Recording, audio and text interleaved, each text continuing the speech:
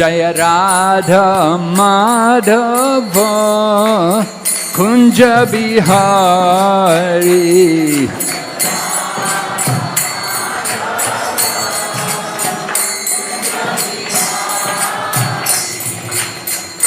Jaya Radha Madhava Kunja Bihari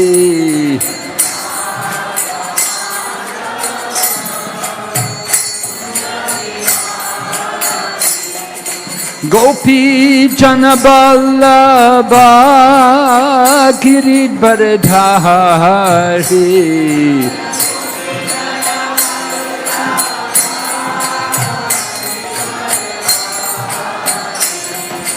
Gopi Janaballabha Giridvaradhari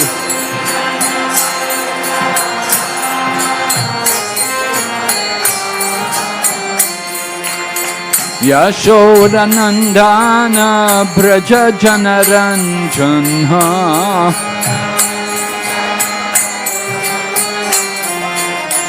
Yashodanandana Braja Janaranjana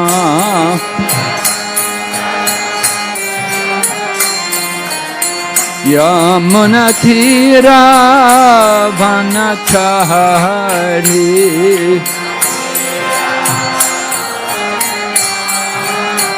Yamunatira Vanachari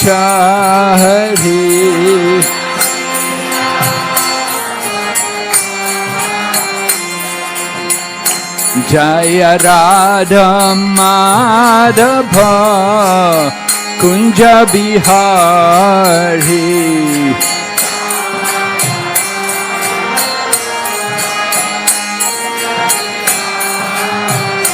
Jaya Radha Madhava Kunja Bihari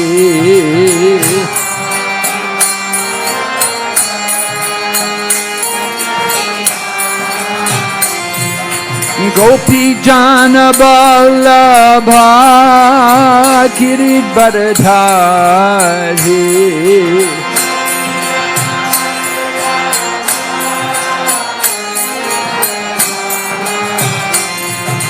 Gopi Janaballabha Giridvaradhari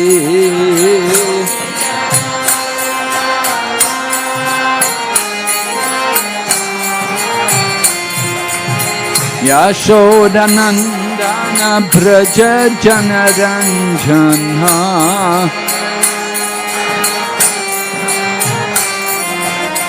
Yashodanandana Braja Janaranjana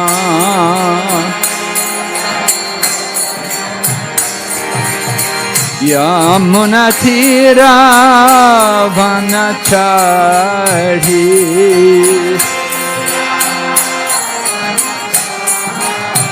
Yamunatira Vanachari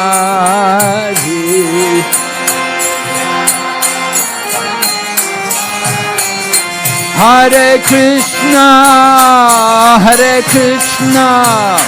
Krishna Krishna Hare Hare Hare Rama Rama Rama Hare Hare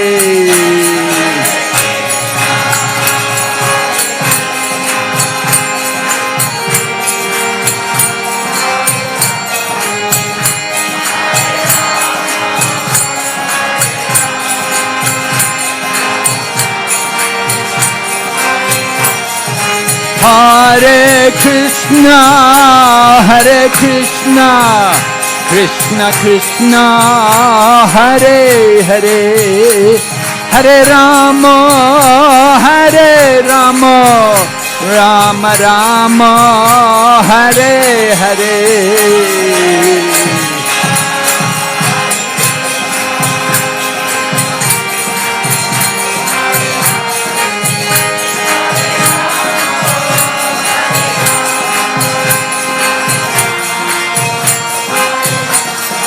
Hare Krishna,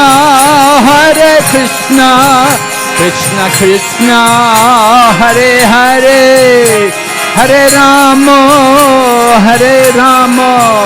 Rama Rama, Hare Hare.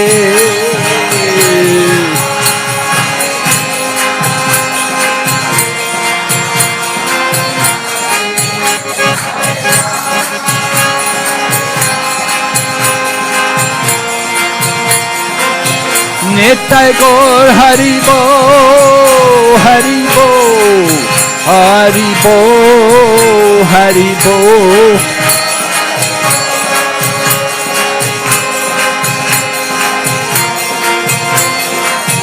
Jai Jai Prabhupada, Prabhupada, Prabhupada, Prabhupada.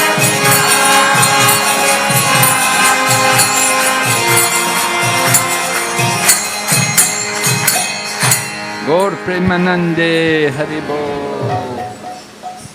Nama Om Vishnu Padaya Krishna Prastaya Bhutale Srimati Bhakti Vedanta Swami Niti Namane Namaste Saraswati Devi Gauravani Pracharine Nirvishesha Shunyavadi Paschachadeshatarine.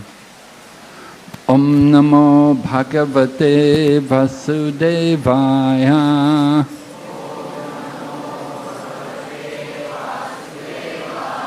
Om Namo Bhagavate Vasudevaya.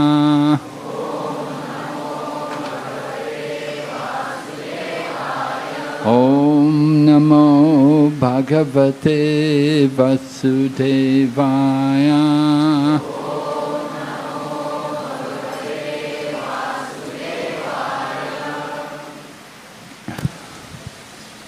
So in the Bhagavad Gita, 2 minute सारे भक्तों से अनुरोध है आप थोड़ा थोड़ा आगे आ जाइए और जो भी भक्तों ने मोबाइल फ़ोन लाए हो और अपने साथ अगर बच्चे हैं आपके तो ताकि मोबाइल के ऊपर भी ध्यान दीजिए ताकि वो साइलेंट पे रखें ताकि कथा में बाधा ना करें और जो भी छोटे बच्चे उनके पेरेंट्स को अनुरोध है कि आप भी आपके बच्चों के ऊपर ध्यान दें. In the Bhagavad Gita, Lord Krishna begins the first section, the first 6 chapters of the Bhagavad Gita, describing a progression in yoga. तो श्रीमद् भगवद गीता में भगवान श्री कृष्ण शुरुआत के 6 अध्यायों में जो योग पद्धति किस प्रकार से एक के बाद एक आती है उसका वर्णन करते हैं. We see in the Bhagavad Gita different yoga systems are described. Actually, before getting into yoga, Lord Krishna first of all describes about the process of karma kanda.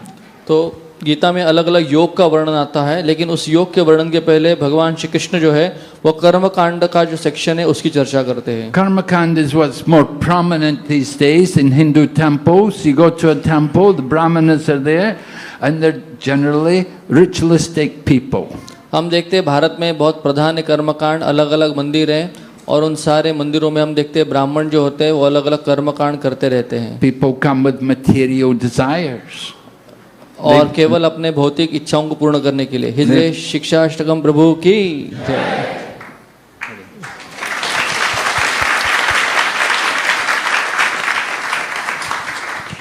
So people come to the temple with material desires. They have something they want very strongly, and they're coming to the temple to get help to achieve it.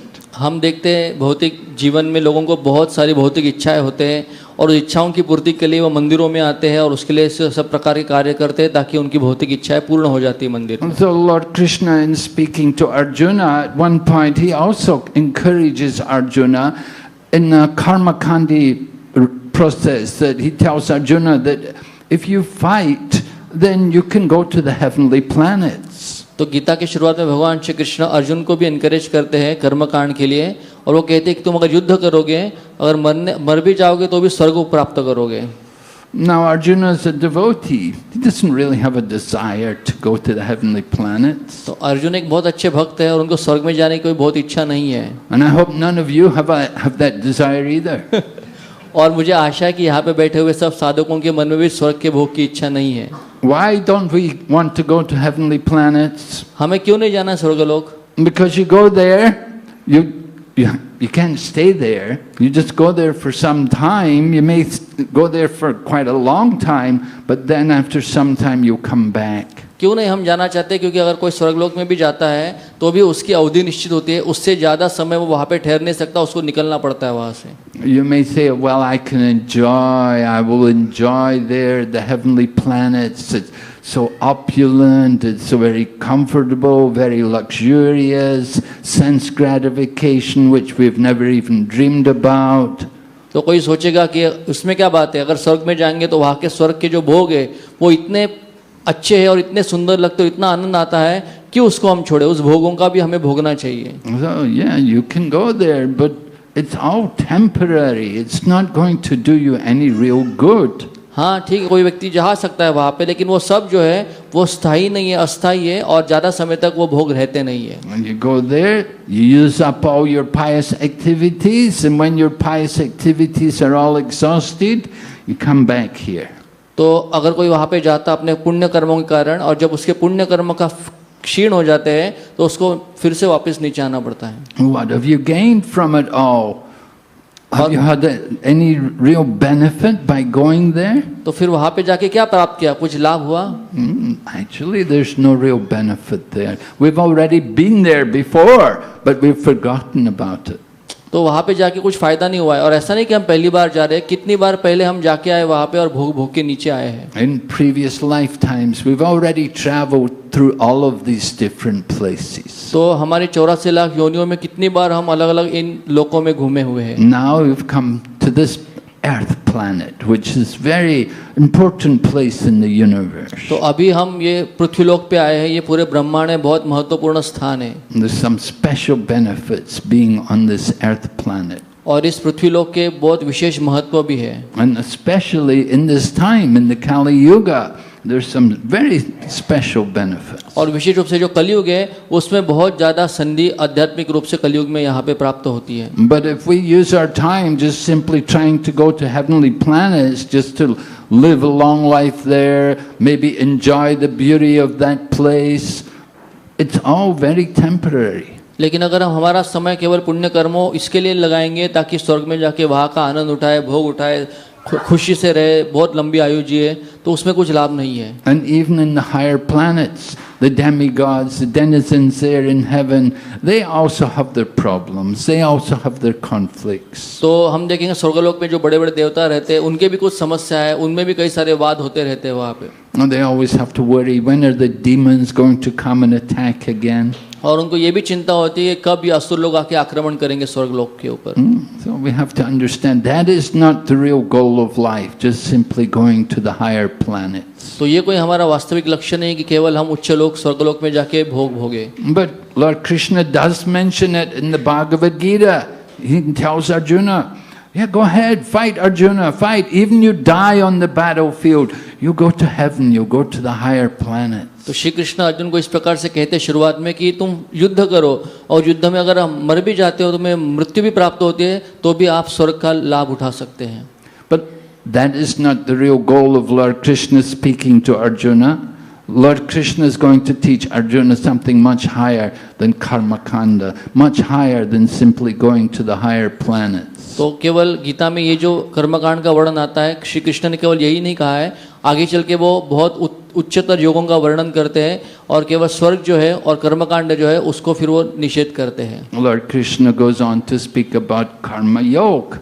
By doing karma yoga means activities, but performing activities in a detached manner. तो श्री कृष्ण आगे चल के कर्मयोग का वर्णन करते हैं, जिसमें हम जो भी कर्म करते हैं उसमें निरासक्त भाव से करें. As living entities, individuals, we all enjoy activities. We look for activities which give us pleasure. तो जीवात्मा का स्वभाव होता है कि हमेशा कर्म करते रहे और उस कर्म में आनंद उठाते रहे. But karma yoga is performing activities not thinking about what pleasure I'm going to get. लेकिन कर्मयोग का मतलब होता है कि हम जो भी कर्तव्य या कर्म कर रहे हैं उसमें हम भोग भावना से नहीं कर रहे हैं. Karma yoga is working in a detached manner, offering the results for the pleasure of the Supreme. तो कर्मयोग का मतलब होता है कि हम कर्म करें लेकिन उसमें कोई भी भोग भावना न रखें, परंतु उसमें जो भी फल प्राप्त होता है कर्म का वो श्री कृष्ण को समर्पित करें। Bhagavad Gita, Lord Krishna describes that work done as a sacrifice for Vishnu should be performed. Gita में भगवान श्री कृष्ण कहते हैं कि जो भी कर्म भगवान कृष्ण की संतुष्टि के लिए जाते हैं वो करने चाहिए। If it's not done as a sacrifice for Vishnu, then we become bound to the reaction of work. अगर जो भी कर्म हम भगवान श्री कृष्ण के संतुष्टि के लिए, यज्ञ की संतुष्टि के लिए नहीं करते तो वो कर्म बंधन बन जाते हैं। Becomes karma bandhana. We become stuck in this material world. और उस कर्म बंधन के कारण हम इसी भौतिक संसार में लचे पचे रहते हैं। So sacrifice, yajna is important. We want to offer the result for the Supreme. तो यज्ञ बहुत आवश्यक है, त्याग करना, लेकिन त्याग क्या करना है, जो कर्म के फल है वो भगवान को अर्पित करना। The problem is, who is the Supreme? लेकिन समस्या ये कि सबसे परमोत्तम परम लक्ष्य सत्य कौन है? The karma yogi often doesn't know who is the Supreme, who to offer the results to. और जो कर्म योगी होते हैं उनको बहुधा ये संशय होता है कि सर्वोत्तम पूर्ण पुरुषोत्तम भगवान कौन है। They just work in a detached way. लेकिन वो कर्म करते हैं देव निरासक्त भाव से करते हैं। No, detached work is good, it's very purifying. तो निरासक्त निष्काम कर्मयोग जो है वो अच्छा लाभ है उसका, और ये शुद्धिकरण भी करता है हमारा। And we're encouraged when we come to Krishna consciousness, this is a very good way to begin the Krishna conscious process. और जब हम कृष्ण भावना में आते हैं तो निष्काम कर्मयोग जो है ये बहुत अच्छी शुरुआत हो सकती है हमारे भक्ति योग के लिए। We see devotees coming, helping make flower garlands, and some other devotees are helping cleaning, mopping floors, sometimes helping go to the market, bringing boga. तो भक्त जब मंदिर में आते हैं सेवा करने के लिए तो कई सारे भक्त हार बनाते हैं फूलों का, कई सारे भक्त मंदिर की साफ सफाई करते हैं, कई सारे लोग मंदिर के लिए मार्केट में जाके परचेसिंग करते हैं अलग अलग सामग्री का। Sometimes we put on festivals, we need a lot of help, and people come forward to help. और हम देखते बड़े बड़े जब उत्सव होते हैं जन्माष्टमी इत्यादि, तो उसमें हमें बहुत आवश्यकता होती है मदद की, और कई सारे भक्त श्रद्धालु जो होते हैं उस सेवा में भाग लेते हैं। We need a lot of volunteers, and people come forward, they volunteer. That is actually karma yoga. तो बहुत सारे वॉलंटियर्स हमें लगते हैं बड़े बड़े उत्सवों के लिए, और भक्त आते हैं मदद के लिए, सेवा करते हैं, और वो जो कर रहे हैं वो निष्काम कर्म योग है। But karma yoga is something which is there in many temples, not always temples of Krishna, not always where Lord Krishna is worshipped as the Supreme. तो कर्मयोग केवल हमारे कृष्ण के मंदिर में इस्कॉन में नहीं होता, लेकिन अन्य भी जो भी मंदिर है देवताओं के, उनमें भी कर्मयोग का अनुभव किया जा सकता है। There's a lot of impersonal or Mayavadi temples, and they will also ask you to do karma yoga. तो ऐसे कई सारे निराकारवादी, मायावादी, ब्रह्मवादी होते हैं, मठ संस्था होती है, और वो भी सबको कहते हैं कर्मयोग करने के लिए। You go there and they'll also say, you want to do some karma yoga today? फिर And वो they will पूछ invite you, do something, to do some service, help, clean, peel the potatoes, cut the vegetables. तो फिर अगर ऐसे संस्थाओं में जब कोई जाता है तो वो भी यही पूछते हैं कि आप कर्मयोग करना चाहेंगे, और फिर उनको अलग अलग सेवा में अर्पण करते हैं उनको, जैसे कि किचन में सेवा करना या अलग अलग जगहों में सेवा करते We हैं। have to understand there are different results from karma yoga. तो हमें ये समझना होगा कर्मयोग के फल अलग अलग हो सकते हैं। When we do karma yoga here, we do it for Krishna. We're offering the results to Krishna. जब कोई हमारे हरे कृष्ण मंदिर में आके कर्मयोग करता है, उसके जो भी फल होते हैं वो कृष्ण के संतुष्टि के लिए होते हैं। Everything is done for the pleasure of Madan Gopal here. और हर एक कार्य इस मंदिर से जुड़ा हुआ होता है, उसका उद्देश्य एकमात्र होता है कि श्री मदन गोपाल जी प्रसन्न रहे। And yeah, we have the divine couple, Radha Madan Gopal. So the devotees want to work in that consciousness, that for their pleasure we're doing this work. तो हमारे मंदिर में यहाँ पे जुगल किशोर विराजमान है, और उनके प्रसन्नता के लिए ये जो भी कार्य होते हैं वो उनकी सेवा के लिए होते हैं। But you go to some other place which is more impersonal, and they're working, they're thinking ultimately everything is one, and we just want the pleasure of the Brahman, enter into the oneness. लेकिन अन्य संस्थाएं जो होती है वो जो निराकार मायावाद का प्रचार करते हैं, जिनके लिए सब कुछ एक है और जिनको केवल ब्रह्म में लीन होना है, उसका आनंद की अनुभूति करनी है, उस भावना में वहाँ पे वो काम किया जाता है या कर्म सेवा की जाती है। Simply speak of the Supreme. Who is the Supreme? Oh, everyone is the Supreme. It's all one. तो वो केवल सत्य की या परम सत्य की बात करते हैं। जब उनको पूछा जाए कि परम सत्य कौन है, तो बोले सब परम सत्य है, आप और हम सब परम सत्य हैं। One of the devotees was out doing book distribution one day, and he met a young man who was telling him the same thing. He was saying, it's all one. तो एक बार हमारे जो पुस्तक वितरक भक्त थे वो बुक डिस्ट्रीब्यूशन कर रहे थे, और उनको एक युवा व्यक्ति मिले और उन्होंने पूछा कि देखो हम सब जो है परम सत्य हैं। Devotee was of course preaching, Krishna is the supreme, he's the one supreme, and we're all his servants. तो हमारे भक्त जो थे वो बोलने लगे कि भाई कृष्ण पूर्ण पुरुषोत्तम परम सत्य है और हम सब उनके सेवक हैं। But this young man was arguing, no, it's all one, we're all one with God. तो ये जो युवा व्यक्ति उनको मिले थे वो आर्गुमेंट करने लगे कि नहीं हम सब एक है, सब भगवान है। I am you, you're me. Hare Krishna. The devotee was saying to the young man was saying to the devotee that it's all one. I am you and you're me. We're all one. We're all God. तो भक्त जिनको प्रचार कर रहे थे उन मायावादियों को बोल रहे थे कि आप ही मैं हूँ और मैं हूँ आप है, और हम सब एक है, हम सब भगवान है, परम पुरुषोत्तम है हम। So the devotee said to the young man, "Oh really?" He said, "Okay, if I am you and you're me, give me your car keys." हाँ, तो हमारे भक्तों ने जब ये सुना तो वो कहा बहुत अच्छा है आपका, अगर आप ही मैं हूँ और मैं ही आप हूँ तो आपकी जो कार की चाबी है वो मुझे दे दो। So the man put, "Here, take my car keys." और जो फिर व्यक्ति थे उनको जीतना था आर्गुमेंट, वो बोले हाँ ठीक है, ये मेरी कार की चाबी ले लो। And give me your wallet also. और फिर बोले कि आपका वॉलेट मुझे दे दो। And so I gave him the wallet. तो वो जो निराकारवादी थे उन्होंने अपना पर्स भी निकाल के दे दिया। And the devotee said, "Okay, thank you, bye-bye." और हमारे भक्त बोले बहुत बहुत धन्यवाद, फिर से मिलेंगे बाद में कभी, और निकलने लगे। Then the young man said, "No." The young man was running after him, saying, "No, give me back my car keys. Give me my wallet." तो ये जो मायावादी थे वो हमारे भक्त के पीछे भागने लगे, अरे बोले किधर लेके जा रहे हो, मेरी कार की चाबी दे दो, मेरा पर्स दे दो, आप किधर लेके जा रहे हैं आप? Is it really all one? तो हमारे भक्त ने पूछा क्या सब एक है फिर हम? You see, when you put that philosophy to the test, you can see it doesn't stand the test. तो जब ये तत्वज्ञान जो लोग कहते हैं कि हम सब एक है, वो जब हम प्रैक्टिकली करना चाहेंगे तो बिल्कुल संभव नहीं होता वो। In Vrindavan, during the winter time, they do a lot of food distribution, and you get sometimes these sadhus they also come to get prasadam. तो हमारे वृंदावन के मंदिर में प्रसाद वितरण बहुत होता है, और विशेष रूप से जो ठंड के महीने होते हैं उसमें कई सारे साधु भी प्रसाद पाने के लिए आते हैं। So this one devotee very cleverly, he was serving the prasadam, and then he came to this sadhu who he knew is a big Mayavadi. और हमारे भक्त जो थे वो प्रसाद वितरण कर रहे थे सारे साधुओं को, और विशेष रूप से जब एक साधु आए तो भक्तों को पता था कि ये बहुत बड़े मायावादी हैं। So he came and he put 1 grain of rice on his plate. तो हमारे भक्त जो थे उन्होंने चावल का केवल एक दाना उनको परोसा। And the sadhu,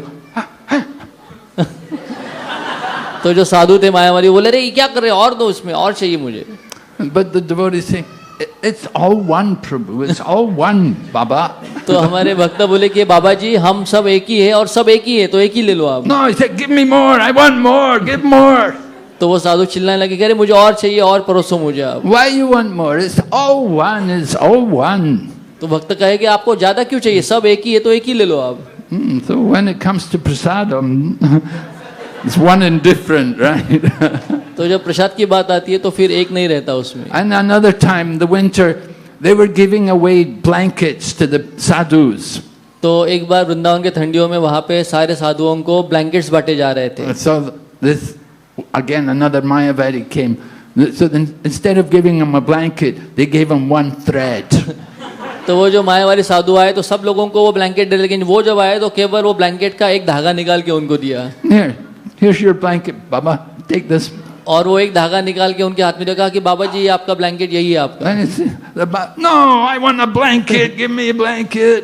फिर वो साधु चिल्लाने लगे नहीं मुझे ब्लैंकेट चाहिए, आप मुझे ब्लैंकेट दो, ये धागा मत दो केवल। But you say it's all one. What's the difference? Why you're not taking the thread?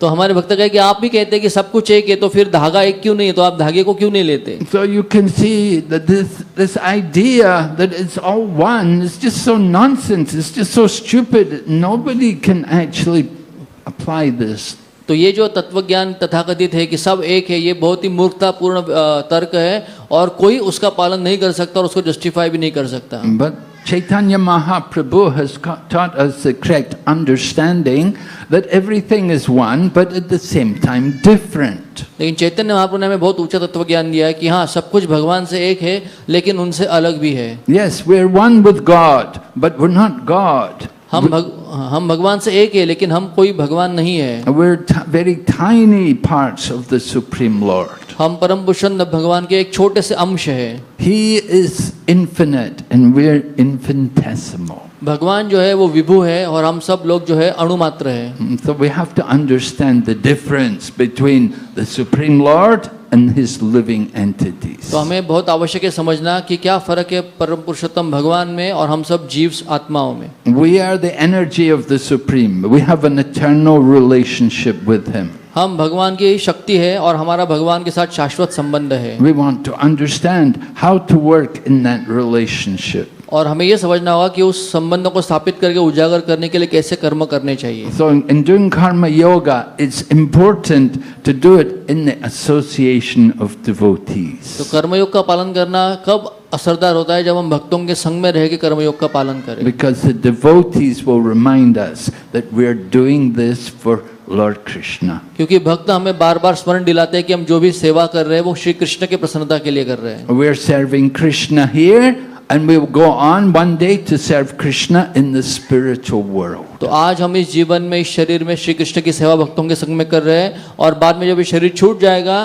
तो यही कृष्ण सेवा हम भगवान की गोलोक धाम में करेंगे। The Krishna consciousness movement is to prepare us all to go back home, back into the kingdom of God. तो कृष्ण भावनामृत आंदोलन हमें ये सिखाता है, हमें तैयार करता है ताकि हम भगवान के धाम में प्रवेश कर We सकें। have an eternal relationship with the Lord, but we have forgotten it. हमारा श्री कृष्ण के साथ शाश्वत संबंध है लेकिन हम उसको भूल चुके हैं। And because we have forgotten that relationship, that is why we are suffering so much in this material world. और क्योंकि हम हमारा शाश्वत संबंध श्री कृष्ण से भूल चुके हैं, इसीलिए हम इस जीवन में दुख पाते हैं और समस्याओं और कठिनाइयों को झेलते हैं। And out of compassion for all of us, Lord Krishna came to this world and spoke Bhagavad Gita. और हम सबके ऊपर करुणावश श्री कृष्ण अवतरित हुए और अवतार काल में उन्होंने गीता का संदेश हम सबको दिया। He's enlightening Arjuna, and by speaking to Arjuna, he's addressing all of us. तो केवल भगवान श्री कृष्ण अर्जुन को नहीं संदेश सुना रहे, लेकिन अर्जुन को सामने रखते हुए हम सब जीवों को जागरूक करने के लिए गीता सुनाए। Arjuna said, I am confused about my duty. I don't know what I should do. Arjun ने भगवान को पूछा कि मेरा कर्तव्य क्या है, ये मुझे समझ में नहीं आ रहा है, मुझे क्या करना चाहिए ये मुझे समझ में नहीं आ रहा है। This is our position in the material world. We become bewildered. We become confused. और यही हमारी भौतिक जगत में समस्या है कि हम भ्रमित होते हैं और हमेशा संशय में रहते हैं, क्या करें क्या ना करें। What am I supposed to do? हमें क्या करना चाहिए, Which way to go? कौन से दिशा में जाना चाहिए। There's a famous book in English that they call it Alice in Wonderland. तो इंग्लिश में एक बहुत जाना माना ग्रंथ है, उसका नाम है वंडरलैंड में आलिश। So it tells a story about young girl, little girl Alice, who walks into the Wonderland. तो ये स्टोरी आती है कि एलिस नाम की छोटी लड़की थी, वो वंडरलैंड में प्रवेश करती है। And so she got into the Wonderland and she met some people and she asked, which way do I go from here? और वो जब वंडरलैंड में प्रवेश करती है तो उसको पता नहीं कहाँ पे जाना है, तो जब वहाँ के लोगों को मिलती है तो पूछते कि मुझे यहाँ से कहाँ पे कौन सी दिशा में जाना है। So they asked her, where do you want to go? और फिर वो पूछते कि अरे लड़की तुम्हें कहाँ पे जाना है। But she said, well, I don't really know. और वो बोलती कि मुझे पता नहीं मुझे कहाँ पे जाना है। So they said, well, it doesn't matter which way you go, does it? तो अगर आपको पता ही नहीं आपको कहाँ पे जाना है तो आप कौन से भी दिशा जाओ, क्या फर्क पड़ने वाला है। If you don't know where you want to go, it doesn't matter which way you go. अगर आपको पता नहीं है, हमें पता नहीं कि हमें कौन सी दिशा में जाना है, तो क्या पूछ के फायदा, राइट लेना है या लेफ्ट So लेना it's है। very important. We should all understand very clearly where we want to go. तो हम सबको ये समझना होगा, आवश्यक है समझना कि हमारा ध्येय क्या है, उद्देश्य क्या है जीवन का।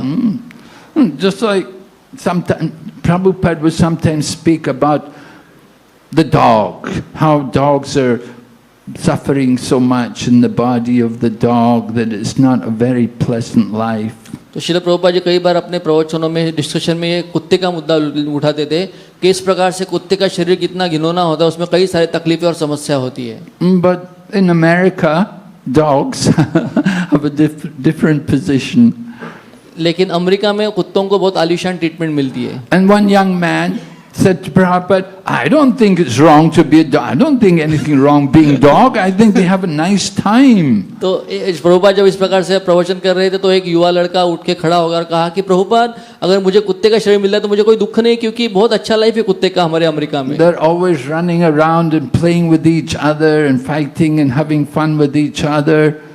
तो सारे कुत्ते खेलते रहते वहाँ पे एक दूसरे के साथ, उनका फाइटिंग भी चलता रहता है, प्रेम से रहते काफी। And so if I become a dog in my next life, what's the problem? तो उसने प्रभुपाद को पूछा कि अगर अगले जन्म में मैं अमेरिका में कुत्ता भी बना तो क्या प्रॉब्लम है? So Prabhupada said, then you have my blessings. तो प्रभुपाद ने कहा कि ठीक है भाई, तुम्हारी यही इच्छा है तो मेरे आशीर्वाद, पूरे आशीर्वाद आपके साथ है। If that's your goal, you go ahead, you know. तो यही अगर आपके जीवन का ध्येय है तो प्लीज आप आगे बढ़िए। Sometimes we have to learn things the hard way. तो कई बार हमें सीधी बात समझ में नहीं आती तो उंगली टेढ़ी होती है। Just like if you walk under a bale tree and you have a bald head and the bale fruit falls on your head, it's very painful. तो जैसे कभी कभी अगर आपको ये अनुभव है कि कोई अगर बेल का वृक्ष है उसके नीचे से चल रहा है और ऊपर से पेड़ से बेल का फल अगर सर पे गिर जाए और टकरा जाए सर से, टेंगुल हो जाता है। So we learn from our mistakes, but it's better if you learn in the beginning without making mistakes and do things the right way. तो गलती करके सुधरने से अच्छा पहले ही क्या गलती हो सकती है इसको समझ ले और सुधर जाए तो बहुत अच्छा है वो। Just like if somebody, in the beginning we're told, don't steal, it's wrong to steal. If you steal, you'll be punished. तो हमें बचपन में सिखाया जाता है कि चोरी करना बहुत गलत बात है, अगर आप चोरी करोगे तो आपको दंड मिलेगा। And somebody, they're told not to steal, but still they steal and they get caught and they're punished. They may be put in jail even, and then after they've been in jail one time, then they don't steal again. तो ये सुनने के बाद भी अगर कोई सुधरता नहीं और चोरी करता है तो उसको दंड मिलता है, बहुत बार पुलिस उसको जेल में डाल देती है और फिर इतना सब होने के बाद वो समझ जाता है कि चोरी करना गलत बात है। And other people, they steal, they go to jail, and then they come out, they steal again, they go back to jail again. They never learn that it's wrong to steal. लेकिन कुछ प्रकार के लोग होते हैं कि भाई वो सुनते भी है, चोरी करके उसका अनुभव करके दंड भी मिलता है उनको, लेकिन फिर भी जेल में रहने के बाद वापस बाहर आते हैं, फिर से चोरी करते हैं और फिर से अंदर जाते हैं, लेकिन उससे कुछ भी सीखते नहीं है वो। But the intelligent person, normal person, will hear it's wrong to steal. They won't steal. They never have any problem. They don't suffer. तो एक सामान्य व्यक्ति जो होता है वो केवल सुन के समझ जाता है कि भाई चोरी करना गलत बात है, उससे दंड मिलता है, तो वो चोरी नहीं करेगा और सुख चैन से रहेगा। And so in the same way, Lord Krishna is speaking to us in the Bhagavad Gita, and He's enlightening us. He's teaching us about the nature of this world. उसी प्रकार से श्री कृष्ण हमें समझा रहे गीता के बारे में, किस प्रकार से गीता के आदेश के द्वारा हमें इस भौतिक जगत का जो स्वभाव है उसकी जानकारी मिलती है। And He's teaching us how we can get out of this world as well. और वो ये भी बताते हैं गीता में कि किस प्रकार से इस जगत से हम पार हो जाएं, If you want to go. अगर हमें इससे पार होना है तो। If you don't want to go, that's your choice. Everyone's the individual. तो अगर किसी को यही भटकना है तो भाई वो उसका खुद का स्वतंत्र इच्छा है और फिर वो भटक सकता है इस दुनिया में। So karma yoga, you can go one way, you can go to the impersonal and merge into the oneness and give up your individuality, or think you're giving up your individuality. तो कर्मयोग का एक रास्ता खुलता है, वो निराकार ज्योति ब्रह्म ज्योति की ओर जाता है। वहाँ पे कोई व्यक्ति अपने आप को ब्रह्म में लीन कर दे और अपने अस्तित्व को वो खो दे, जो कभी हो नहीं सकता। You enter into that oneness, there's no variety, there's no activity. It's not very pleasant. और ये जो मोक्ष या मुक्ति है उसमें कोई विविधता नहीं है, उसमें कोई आदान प्रदान नहीं है, वो नीरस है। But there's no suffering. लेकिन वहाँ पे कोई दुख नहीं है। But there's no pleasure, there's no real happiness there. तो लेकिन वहाँ पे विशेष रूप से आदान प्रदान का आनंद नहीं है। And there's no activities, but the nature of the soul is to be active. और वहाँ पे कोई कर्म भी नहीं कर सकता है, लेकिन आत्मा का स्वभाव है कि उसको हर क्षण कुछ न कुछ कर्म करना ही है। So entering into that oneness, merging into the oneness, it doesn't last for very long. तो तो जब कोई ब्रह्म में लीन होना चाहता है और हो भी जाए तो भी वो ज़्यादा समय तक वहाँ पे टिक नहीं सकता, क्योंकि आत्मा के स्वभाव के विरुद्ध वहाँ पे वो रहता है। Because our nature is being denied, being restricted. There's no relationships, there's no activities, and we yearn for these things. लेकिन क्योंकि आत्मा का स्वभाव है कुछ न कुछ कर्म करते रहे, कुछ आदान प्रदान करे, संबंध बनाए, और ये सब कुछ वहाँ पे नहीं होता है, इसीलिए वो असंतुष्ट रहता है। So what happens to those who enter into that oneness? They come back again into material world. तो वो जो इस प्रकार से मोक्ष पाते हैं, निराकार में लीन होते हैं, उनका कुछ समय के बाद फिर से नीचे आना होता है। And sometimes in the same lifetime, we see the yogis, sometimes they achieve some level of liberation and they go off into the mountains, into the jungle or something, and after some years they come back. हम देखते हैं कि ऐसे कुछ योगी होते हैं कि जो सिद्धि प्राप्त करने के लिए प्रेरित होते हैं और गुफाओं में, जंगलों में, हिमालय में जाके बहुत तपस्या करते हैं और वहाँ पे वो मोक्ष का अनुभव करते हैं, लेकिन फिर से इस जगत में आ जाते हैं। I met a young man, he told me he'd gone to live in a cave, and he lived in a cave for 3 months. तो एक युवा विद्यार्थी महाराज को बता रहे थे कि वो खुद ऐसी तपस्या के लिए एक गुफा में गए थे जंगलों में, और वो 3 महीना वहाँ पे रुके। And he said after 3 months living in the cave, he had more material desires than he had in the beginning. और वो बोले कि 3 महीना उस केव में, उस गुफा में रहने के बाद मेरी भौतिक इच्छा पहले जितनी थी उससे 10 गुना ज़्यादा बढ़ गई। It's not the cure for the mind. क्योंकि मन के लिए वो उपाय नहीं हो सकता।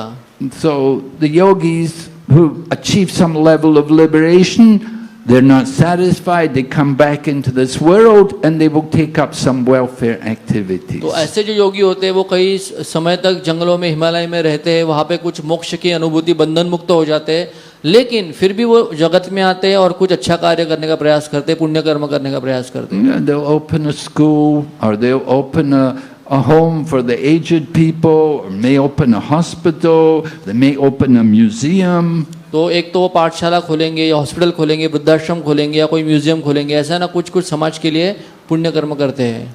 We'll say, oh well, there's no harm, yeah, but it's not spiritual. लेकिन इसमें कोई गलत बात नहीं, लेकिन ये कोई आध्यात्मिकता नहीं है इसमें। Just distributing food for the poor is not spiritual activity. तो केवल अन्नदान करना ये कोई आध्यात्मिक कर्तव्य कर्म नहीं है। And open a school and give mundane education, it's not spiritual. तो पाठशाला खोल के वहाँ पे लोगों को भौतिक ज्ञान प्रदान करना ये भी कोई आध्यात्मिक कार्य नहीं है। So sometimes we see these yogis that although they had achieved some level of freedom from material desire, they're not able to fully engage in devotional activities. तो ये जो बड़े बड़े योगी होते हैं कि ये भौतिक इच्छाओं के पार जा चुके हैं, लेकिन फिर भी वो कोई आध्यात्मिक इच्छा को अनुभव नहीं कर सकते, भक्तिमय नहीं हो सकते वो। Rather, their process is just negation. They stop all activities. लेकिन उनका जो मार्ग है वो केवल नेति का मार्ग है कि जो भी भौतिक है उसको त्याग करते रहो। We say, see no evil, hear no evil, speak no evil, right? Like that. तो जैसे कहा जाता है कि बुरा मत देखो, बुरा मत कहो, बुरा मत सुनो। So it becomes a bit boring at some time. You don't see anything, you don't hear anything, you don't speak anything. कुछ समय के ये बात बहुत बोरिंग हो जाता है, क्योंकि अगर ऐसा कोई कहे कि बुरा मत कहो, सुनो, बोलो, तो कुछ समय के बाद उसको कुछ नहीं बुरे के अलावा तो फिर वो कुछ नहीं कर सकता। We want activities. We need activities to satisfy the soul. हम सबको कोई ना कोई एक्टिविटी करनी, क्योंकि आत्मा का स्वभाव है कार्य करता रहे वो। Where to get these activities? तो ये कार्य कहाँ पे करे वो? So with the yogis will come back and they may open up some welfare work, do some welfare work, some material activities. तो फिर ये योगी आते हैं फिर से इस शहरों में और कुछ समाज सेवा का कार्य करते हैं। But they don't have spiritual activities. लेकिन उनके पास कोई आध्यात्मिक कर्म नहीं है करने के। If you want spiritual activities, you have to take up bhakti yoga. अगर आपको आध्यात्मिक कर्म करने हैं तो उसके लिए एक ही उपाय है, वो है भक्ति योग। So to get to bhakti yoga, we can go from karma yoga, we can immediately come to bhakti yoga. अगर हमें भक्ति योग को प्राप्त करना है तो हम कर्म योग से सीधा भक्ति योग को प्राप्त कर सकते हैं। But we see in the Bhagavad Gita, Krishna takes us through the yoga ladder, different processes, step by step, to come to bhakti yoga. लेकिन श्री कृष्ण गीता में भक्ति योग के लिए पहले योगा लैडर बताते हैं कि किस प्रकार से स्टेप बाय स्टेप हम अलग अलग योगा करते हुए भक्ति योग तक पहुँचे। In the beginning, doing karma yoga, detached work, तो सबसे पहले आप शुरुआत करो निष्काम कर्म योग से। But the karma yogi doesn't know who is the supreme. He's lacking knowledge. लेकिन निष्काम कर्म योगी जो है उसको पता नहीं पूर्ण पुरुषोत्तम भगवान कौन है, उसमें ज्ञान का अभाव है। But because he's doing karma yoga, because he's detached from work, because he's working in a very pious, humble way, he gets mercy. He attracts the mercy of sadhus. तो ये जो निष्काम कर्म योगी होते हैं वो कोई भी भोग कार्य के लिए भोग कामना के लिए कर्म नहीं करते, लेकिन एक कर्तव्य पथ पे रहते हुए कार्य करते हैं। तो उसमें एक बहुत अच्छा भावना है, बहुत अच्छा दृष्टिकोण है, और ये करते करते उनको साधुओं की कृपा प्राप्त होती है। And the sadhu will come and give him the book or read the Bhagavad Gita to him, or he will tell him about the higher process. He will give some knowledge to him. तो ऐसे साधु जब आते हैं तो वो उनको गीता पढ़ाते सिखाते या उनको ग्रंथ देते पढ़ने के लिए, और इस प्रकार से साधु के संग में ज्ञान प्राप्त करने के बाद वो ज्ञान के स्तर पे आते हैं। So in the beginning he's working, doing karma yoga, but gradually he's coming to jnana yoga. तो शुरुआत में वो कर्मयोग करता है, लेकिन धीरे धीरे के आगे बढ़ के वो ज्ञान योग में स्थापित होता And है। with jnana yoga there's less physical activity and it's more mental activity. तो ज्ञान योग में शारीरिक क्रिया कम है, लेकिन मानसिक क्रिया बौद्धिक क्रिया अधिक है। And he will learn that there's a super soul within the heart. There's the Lord in the heart, and there's not one soul, but there's two souls. तो वो ज्ञान योग के द्वारा उसको ये जानकारी प्राप्त होती है कि हर एक के हृदय में भगवान परमात्मा के रूप में है, और केवल शरीर में परमात्मा नहीं लेकिन आत्मा भी है। तो ये दो प्रकार के आत्मा और परमात्मा हर एक के हृदय में है। So there's this relationship between the living entity, the Jivatma, and the Paramatma, the Supreme Soul. And he thinks about meditation and wants to meditate on the Supreme Soul. तो इस प्रकार से उसको ये ज्ञान प्राप्त होता है कि हमारा परमात्मा के साथ जीवात्मा का नित्य संबंध है, और उनके दर्शन के लिए अनुभूति के लिए फिर वो ध्यान योग का अभ्यास करता है। So from Jnana Yoga he comes to Dhyana Yoga, meditation. तो फिर ज्ञान योग के पश्चात वो ध्यान योग में आता है, जो अपने अंतरात्मा में भगवान का दर्शन करे। Krishna describes in the 6th chapter of Bhagavad Gita about Astanga Yoga. और 6वें अध्याय में गीता के भगवान श्री कृष्ण अष्टांग योग का वर्णन करते हैं। There are 8 steps in this yoga, and it begins just like in our Krishna consciousness. There's yama, niyam, there's rules and regulations, things you should do, things you shouldn't do. तो जिस प्रकार से हम कृष्ण भावना में यम नियम का पालन करते हैं, उसी प्रकार से अष्टांग योग में 8 अंग होते हैं। उसकी शुरुआत भी यम और नियम से होती है, क्या करना चाहिए क्या नहीं करना चाहिए। And then the Astanga yogis, they do asanas. In our Krishna consciousness movement, we also do a lot of bowing down and getting up and bowing down again and offering obeisances. And we also have this, we do a lot of yoga in our Krishna consciousness. तो फिर हम देखते हैं कि अष्टांग योग में तीसरा भाग होता है, वो आसन होता है। उसी प्रकार से हम देखते हैं हमारे कृष्ण भावना आंदोलन में हरे कृष्णा मंदिर में बहुत आसन करते हैं, बहुत दंडवत करते हैं, उठते खड़े होते और फिर हाथ ऊपर उठा करके भी नाचते। तो बहुत सारा योगा हमारा मंदिर में हो जाता है। And then asanas, well, we also, after asanas, then there's pranayama, which Srila Prabhupada called the nose pressing yoga. और फिर आसन के बाद प्राणायाम होता है, श्रील प्रभुपाद जिसको कहते थे नोज प्रेसिंग योगा, नाक पकड़ के योग करना। Like that, you know better than me. So the nose pressing yoga, we don't press the nose, but we do pranayama by chanting Hare Krishna. तो हम कोई नाक पकड़ के उसको रामदेव बाबा का योगा नहीं करते, लेकिन हम जब नाम जप करते हैं तो फिर इसमें हमारा प्राणायाम हो जाता है। So there's some parallel activities between Dana Yoga, Astanga Yoga, and Bhakti Yoga. तो इसी प्रकार से भक्ति योग और अष्टांग योग में बहुत सारे पैरेलल्स है। And after the pranayama, then they come to dharana, pratyahara, dharana, dhyana, samadhi, the different stages of meditation and concentration. तो अष्टांग योग में फिर प्राणायाम के बाद प्रत्याहार, ध्यान, धारणा, समाधि ऐसे अलग अलग अंग का पालन किया जाता है। And the essential part of all that is controlling the mind. If the mind is not properly controlled, then it's going to be very difficult. तो ये सबका जो अष्टांग योग का जो क्रक्स है वो है मन को नियंत्रण में रखना। अगर मन नियंत्रण में नहीं है तो कुछ भी लाभ प्राप्त नहीं हो सकता। So we're always faced with this problem to make the mind obedient, make the mind get the mind to do what we want it to do. तो ये सबकी समस्या है कि मन को नियंत्रण में रखना, मन को एकाग्र रखना और जो हम चाहे वो मन करे। For one who has conquered the mind is a friend. But for one who has failed to do so, his mind is the greatest enemy. तो जिन्होंने मन को नियंत्रण में रखा है उसका मन सबसे बड़ा मित्र है, लेकिन जो अनियंत्रित मन है वो सबसे महान शत्रु है। If the mind is a friend, you can elevate yourself. If the mind is not controlled, it's going to degrade us. तो अगर मन हमारा मित्र है तो हमारी उन्नति निश्चित है, लेकिन अगर मन अनियंत्रित है तो वो सबसे बड़ा शत्रु हमारा दुर्गति करेगा। How are we going to learn to control the mind? तो कैसे हम सीखें मन को नियंत्रण में रखना? So in Krishna consciousness, we practice mental control simply by chanting Hare Krishna mantra. हम कृष्ण भावनामृत में मन को नियंत्रण में रखने का सबसे आसान तरीका है वो नाम जप करना, हरे कृष्ण महामंत्र। And Chaitanya Mahaprabhu, every day he would take part in congregational chanting, the chanting of the holy names. और चैतन्य महाप्रभु भी अपने लीला काल में नियमित रूप से दररोज नगर संगीत कीर्तन में भाग लेते थे। There was a nice picture, if you ever saw our Back to Godhead magazine way back in the beginning of our movement. We had a very beautiful picture on the cover. The magazine used to be just black and white inside, but they would put a color picture on the outside. And on one of the issues, there was this beautiful picture of all the devotees, young devotees, and they were out on Sankirtan.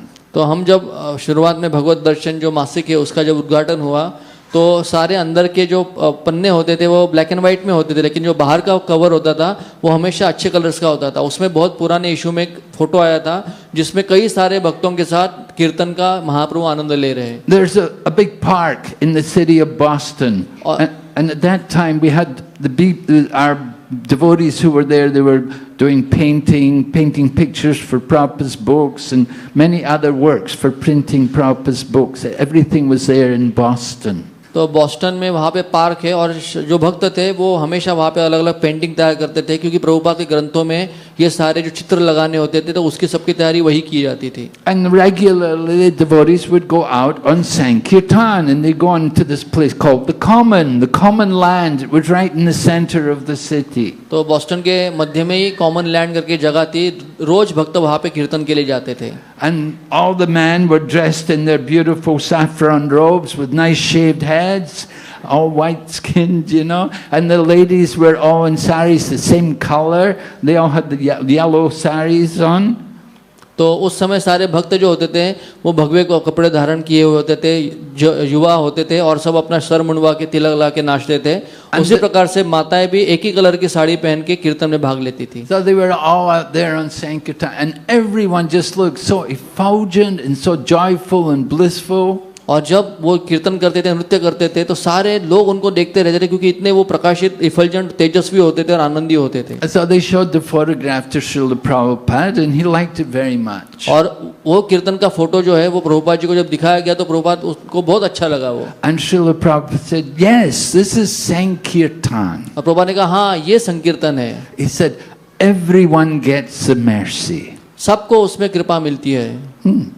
He gave the example. He said, just like if somebody comes with a gun, you can shoot one, you can shoot two, but if you bring the machine gun, तो प्रभुपाद ने उदाहरण दिया कि कोई अगर एक revolver लेके आता है तो वो एक गोली मारेगा, दूसरे को मारेगा, लेकिन अगर कोई मशीन गन लेके आता है तो एक साथ सबको वो मार सकता है। the machine gun kills everyone. Everyone gets the mercy.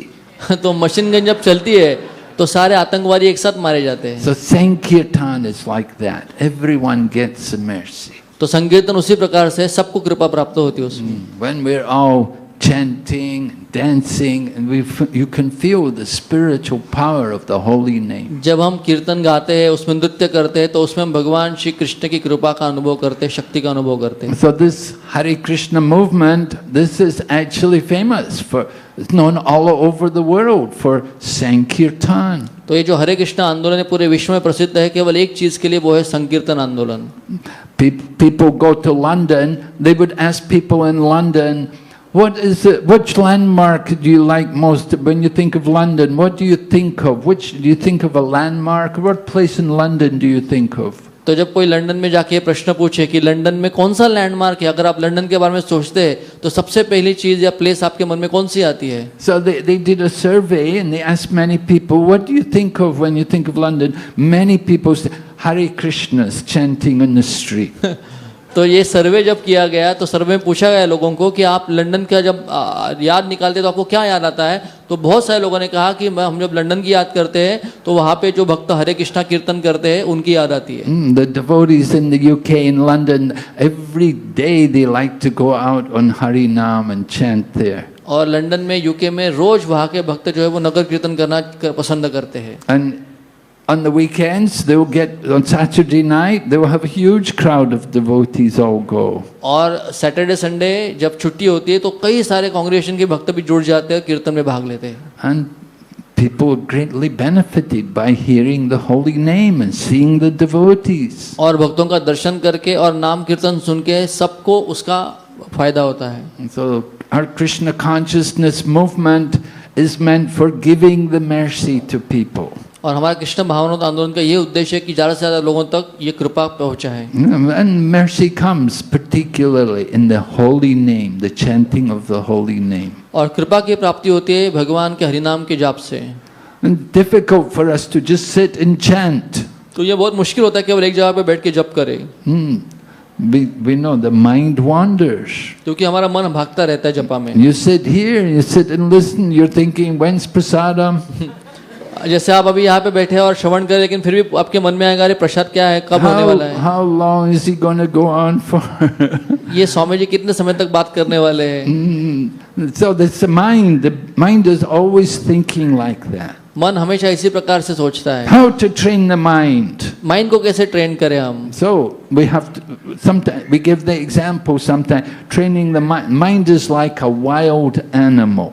तो मन का उदाहरण हमें एक जंगली पशु से देते हैं, So खूंखार पशु से। how to train the wild animal? तो खूंखार पशु कैसे ट्रेन किया जाता है? You know, I hear you have cougars around here sometimes.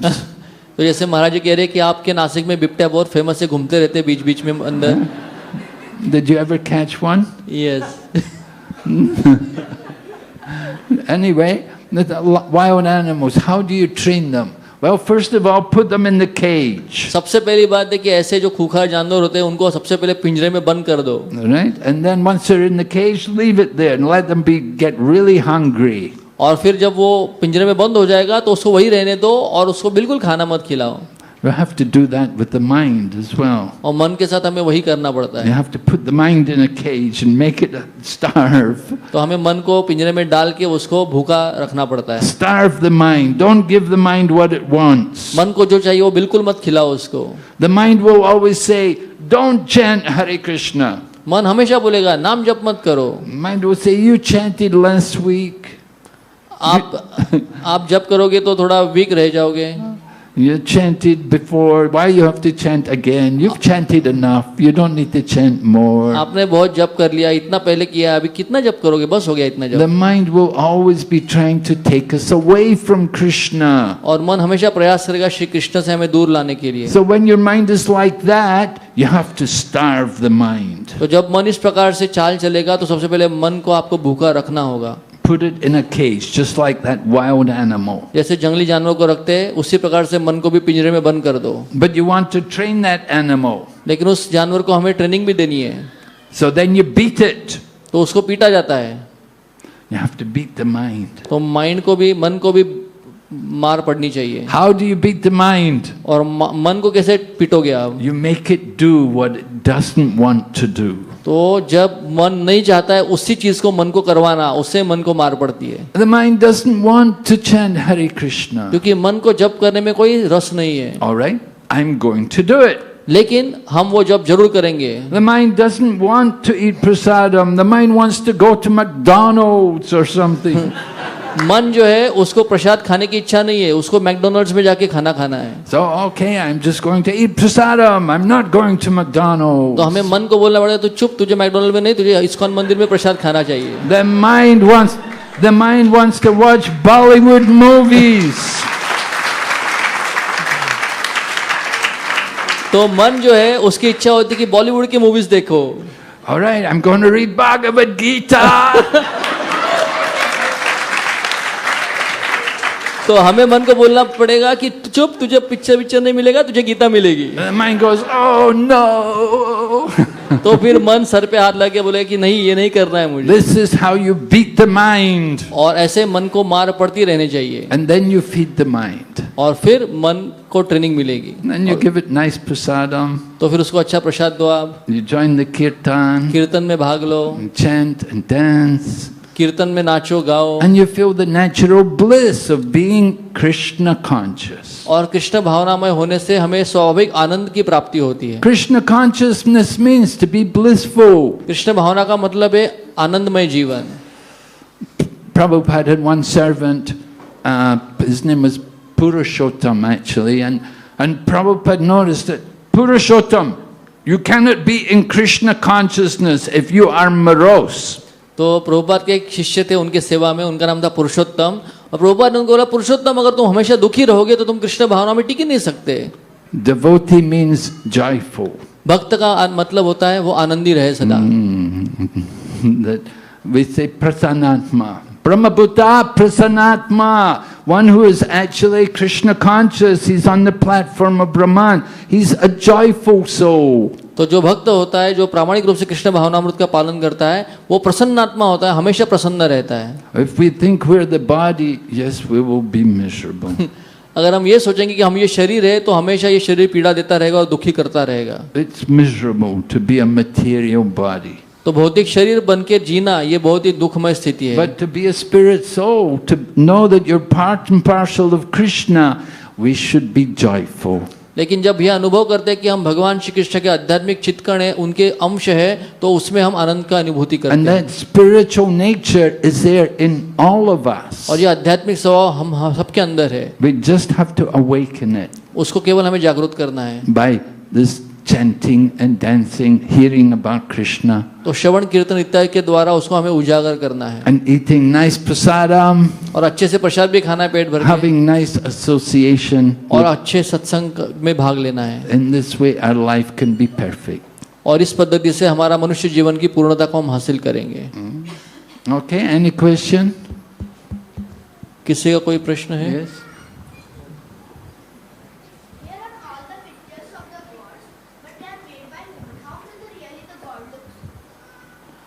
So he is telling that all the paintings here of God, how come a human being knows that how God looks like? Yes? Yes. Hindi? हाँ, ये हमारे ये बहुत bright student ने प्रश्न पूछा है कि यहाँ पे मैं देख रहा हूँ कि कई सारे भगवान के पिक्चर निकाले या पेंटिंग्स निकाले हैं, लेकिन जिन्होंने भी पेंटिंग निकाले उनको कैसे पता कि कृष्णा ऐसे दिखते हैं? We have to hear. You have to hear about God. He's described for us. In the scriptures, you read Srimad Bhagavatam, you get a lot of descriptions about God. तो हमें इसके लिए श्रवण करना चाहिए या पढ़ना चाहिए, जैसे हमारे वैदिक ग्रंथ है श्रीमद् भागवत, इसमें भगवान श्री कृष्ण को जिन्होंने दर्शन किया उनका विस्तृत वर्णन उन्होंने करके रखा है भागवत में। How do you know there's a country called America? तुम्हें कैसे पता है कि अमेरिका नाम का देश है? You heard about it. क्योंकि तुमने सुना है अमेरिका के बारे में। Oh, Yes. how do you know there's a Prime Minister Modi in India? तुम्हें कैसे पता है कि भारत के प्रधानमंत्री मोदी है? You heard Because I have about heard him. him. You heard about him, right? आपने सुना है ना उनके बारे में? No. So the same way we hear about God, we hear about Krishna. He's described. It's all descriptions are there. तो हमारे वैदिक साहित्य में भगवान कैसे दिखते हैं उसका पूरा वर्णन जो है वो दिया गया है। You have to read Srimad Bhagavatam. तुम्हें भागवत को पढ़ना पड़ेगा उसके You लिए। can read not only descriptions of Krishna, but you can hear also the descriptions of his abode. केवल श्री कृष्ण का वर्णन नहीं मिलेगा, लेकिन श्री कृष्ण जहाँ पे रहते हैं उस धाम का वर्णन भी श्रीमद् भागवत में आता है। And when you hear the descriptions, then you'll be more attracted to go there. और जब उसको पढ़ोगे और सुनोगे तो तुम्हें भी इच्छा होगी कि मुझे भी श्री कृष्ण के साथ रहना है, उनके साथ खेलना है। So Krishna all of this information is given to us just to attract us. तो ये सारी जानकारी हमारे वेदों में दी गई है केवल हमें आकर्षित करने के लिए। And Krishna, Lord Krishna came here and performed many different pastimes just to attract us. तो श्री कृष्ण खुद अवतार लेके आए थे और उन्होंने कई सारी लीलाएं की ताकि हमें आकर्षित करें। When we hear about Krishna's activities and the wonderful things he does, then we're more attracted to want to go there, to be with him. तो हम जब ग्रंथों से श्रवण करते हैं श्री कृष्ण की लीलाओं के बारे में, उनके रूप के बारे में, तो हम आकर्षित हो जाते हैं और उनकी तरफ जाना चाहते हैं हम। Do you want to go there? Yes. Oh, good.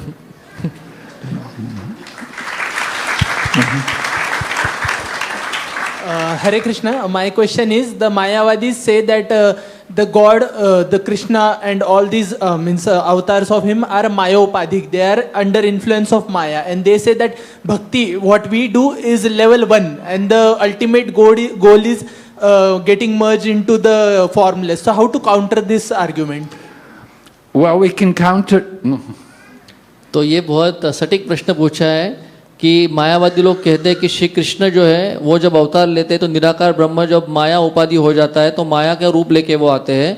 तो भक्ति योग ये केवल पहला स्तर है अध्यात्म का, उससे प्रगति करोगे तो निर्विकार ब्रह्म ज्योति में लीन हो जाओगे। तो इसको कैसे समझे, लोगों को इसको खंडन करें? We counter it by Bhagavad Gita. Lord Krishna himself speaks of Bhagavad Gita and he says that he is the basis of the Brahman. तो इसके लिए हमें गीता को पढ़ना चाहिए क्योंकि गीता में खुद कृष्ण समझाते हैं कि जो निराकार ब्रह्म है उसका स्रोत स्वयं श्री कृष्ण है। Brahmano hi pratistaham amritasya vayasya. Krishna said, I am the basis of the impersonal Brahman. He doesn't say Brahman is the basis of me. He said, I am the basis of the Brahman. ये गीता में श्री कृष्ण कहते हैं कि ये ब्रह्म का मैं स्रोत हूँ, ऐसा नहीं कि ब्रह्म मेरा स्रोत है। ये गीता में खुद श्री कृष्ण स्वीकार करके हमें सबको बताते हैं। So that Brahman, that oneness, that is the effulgence which comes from the body of Lord Krishna. और ये जो निराकार ब्रह्म ज्योति है ये श्री कृष्ण के शरीर की दिव्य कांति है। Everything is there. Everything comes from Krishna, and everything material and spiritual. It all has its origin in Lord Krishna. Gita में भगवान श्री कृष्ण बार बार समझाते हैं कि जो भी भौतिक या आध्यात्मिक निर्माण होता है, सृष्टि होती है, उन सब के स्रोत एकमात्र मूल श्री कृष्ण है। If you're saying ultimately everything is Brahman, then nothing is real. तो अगर आप ये कहोगे कि सब कुछ ब्रह्मन है तो फिर ये जो भी बाकी कुछ है वो रियल नहीं है। That means you're not real. तो फिर तुम भी रियल नहीं हो। And your wife is not real. आपका परिवार भी रियल नहीं है। And your children are not real. आपके बच्चे माता पिता वो भी रियल नहीं है। Yeah. Does that make sense? तो क्या कोई सेंस करता है इसमें? The feeling which you have for your family, for your loved ones, it's not real. It's just illusion. तो अगर ये कहा जाए कि आपके परिवार के प्रति जो आपका संबंध है, प्रेम है, अफेक्शन है, केवल ये भ्रम है, माया है। We have to understand how logical is that kind of philosophy. तो ये तत्वज्ञान कितना तर्क दे सकता है ये हमें समझना चाहिए। No, we understand all living entities are parts and parcels of the Supreme Lord. हम ये मानते हैं कि सब जीवात्माएं श्री कृष्ण के अंश है। And we do have feelings for our loved ones, for our family, for our children and our husband or wife, because they're also part of Krishna. तो हमारा भी हमारे परिवार के लोगों के प्रति स्नेह होता है, संबंध होता है। क्यों होता है? क्योंकि वो भी श्री कृष्ण के अंश है, इसके लिए उनके प्रति स्नेह होता है। We're eternally parts of the Supreme Lord. और हम सनातन अंश है श्री कृष्ण के। So we have to understand everything in relationship to the Supreme. तो हमें हर एक जो चीज है वो श्री कृष्ण के संबंध में देखनी चाहिए, समझनी चाहिए। But if you're saying everything is coming from Brahman and ultimately there's only the Brahman, then nothing else is real. The world is all simply illusion. तो अगर सब कुछ ब्रह्म है और सब एक है तो फिर ये भौतिक जगत जो है ये भी असत्य है, ये भी झूठ है। But still people are very expert to enjoy it. लेकिन फिर भी वो सब लोग जो ऐसा बोलते हैं इस भौतिक जगत का बहुत भोग उठाते हैं वो। They speak this philosophy, but they don't act on that philosophy. तो लोग बोलते हैं ब्रह्म सत्य है और जगत मिथ्या है, लेकिन वो उस प्रकार से जीवन नहीं जीना चाहते। So that's the difference with the Krishna conscious philosophy. That what we present in Krishna consciousness, we act according to that. We do as we talk. तो ये फर्क है मायावाद में और कृष्ण भक्तों में, क्योंकि कृष्ण भक्त जो प्रचार करते हैं, जो तत्वज्ञान समझाते हैं, उसको जीते भी है, जी के दिखाते हैं वो। It's not just sit and talk and you talk philosophy and do nothing, smoke cigars and drink whiskey and think, oh yeah, great philosophy. केवल ऐसी बात नहीं, केवल आप आम चेयर पे बैठ के फिलोसॉफी झाड़ो, आप तत्वज्ञान झाड़ो, बात करो, और वो होने के बाद फिर आप सिगरेट भी स्मोक करो और शराब भी पियो। There are Vedantic societies like that. They will sit in the big armchairs and they'll smoke and they'll drink and they'll talk philosophy of Vedanta. They don't follow anything. तो ऐसे जो वेदांतिस्ट होते हैं समाज में कि जो वेदांत के ऊपर चर्चा तो खूब करते हैं, लेकिन उस चर्चा में रंग लाने के लिए वो सिगरेट भी स्मोक करेंगे और शराब भी पिएंगे, लेकिन ऐसे वेदांतियों का क्या लाभ? But in Krishna consciousness, we speak, we act as we speak. According to what we're speaking, we also act that way. लेकिन कृष्ण भावनामृत में हम देखते हैं कि जो हम प्रचार करते हैं केवल प्रचार नहीं करते लेकिन अपने जीवन में उतार के भी दिखाते हैं। We apply the philosophy. ये तत्व ज्ञान जो हम प्रचार करते हैं उसको अपने जीवन में उतारते हैं practically. It's not just some words we speak and then do the opposite. हम ऐसा नहीं कि यहाँ पे एक बात करेंगे और फिर उसका आचरण अलग करेंगे। Yes. Hare Krishna, Danvat Pranam Swamiji. My question is how to be humble. How to be humble? Very good question, huh? Yes, how to be humble. तो हमारे विश्वजीत ने प्रश्न पूछा है कि नम्र कैसे होना चाहिए, कैसे नम्र बन सकते हैं हम। You have to understand that we're not the body. तो पहले हमें ये समझना होगा कि हम ये शरीर नहीं है, We're all spirit soul. हम सब आत्मा हैं। And when you understand that you're not the body, that you're a spirit soul, then you should understand the dimension of the soul. तो हम जब यह समझ लेते हैं कि हम ये शरीर नहीं आत्मा है, तो फिर हमें आत्मा का जो रूप है या आत्मा का जो उसका आकार है वो भी समझना चाहिए। Right? Do you know the size of the soul? तो आत्मा की साइज आपको पता है कितनी है?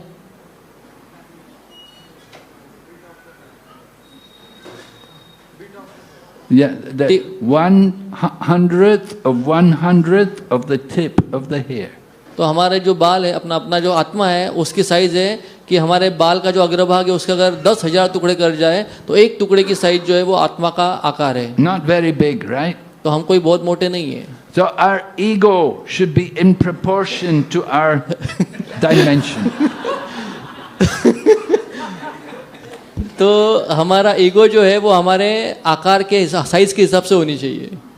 Then you be humble. तो फिर हम